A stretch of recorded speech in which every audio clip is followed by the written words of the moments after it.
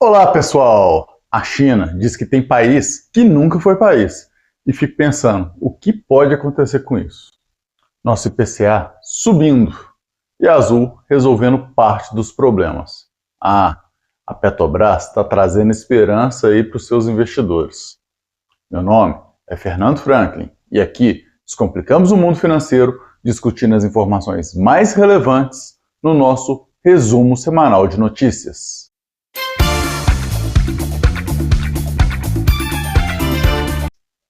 Vamos direto para o que interessa nas notícias internacionais.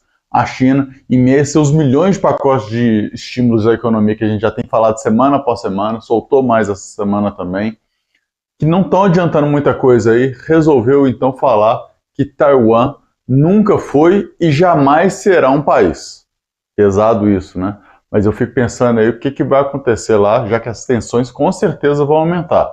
Um ponto que, para mim, é que isso não vai resolver estourar antes das eleições dos Estados Unidos. É aquele velho ditado que a gente tem aqui no Brasil: o remédio para um doido é um mais doido ainda.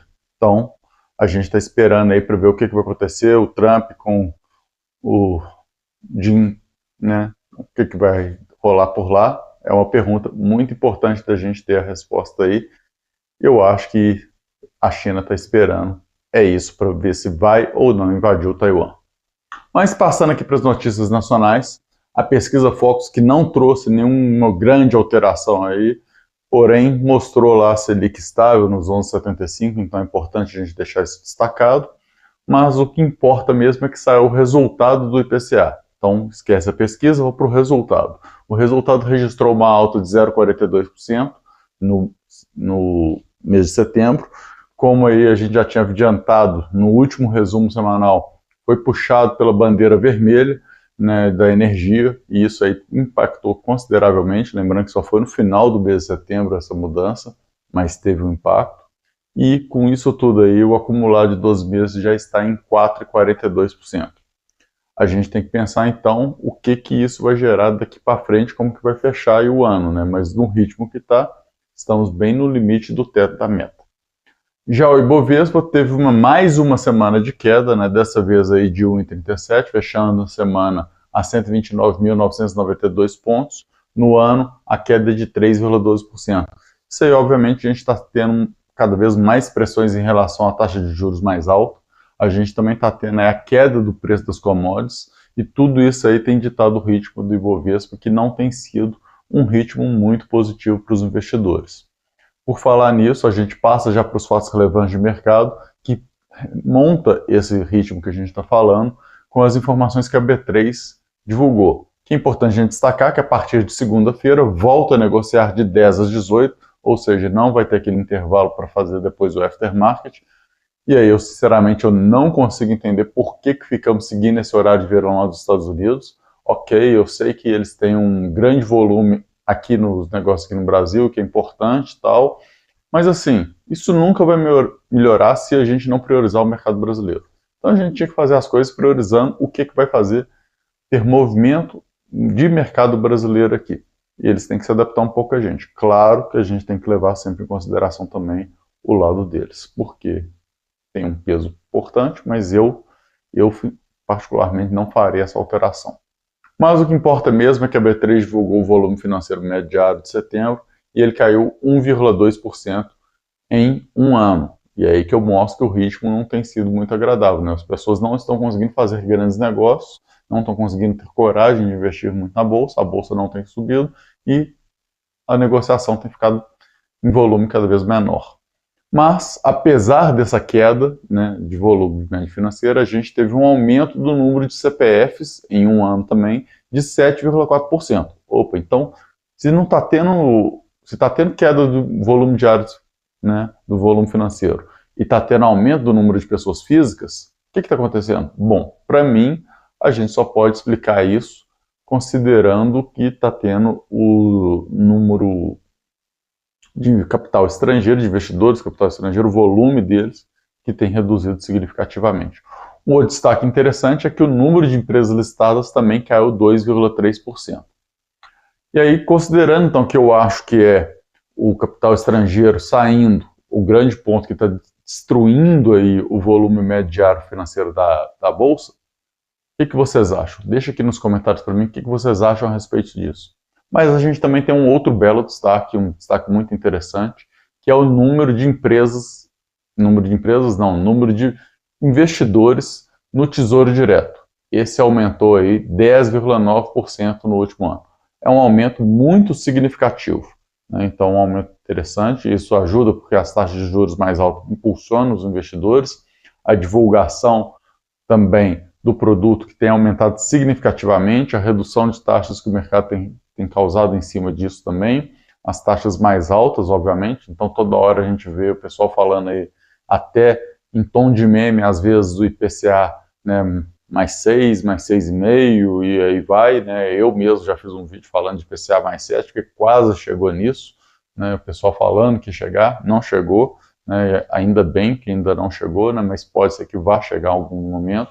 A gente tem que tomar muito cuidado, porque a situação está caminhando para isso, e não é bom, porque uma taxa de juros muito alta, obviamente, não é bom, apesar de que no momento ela é necessária.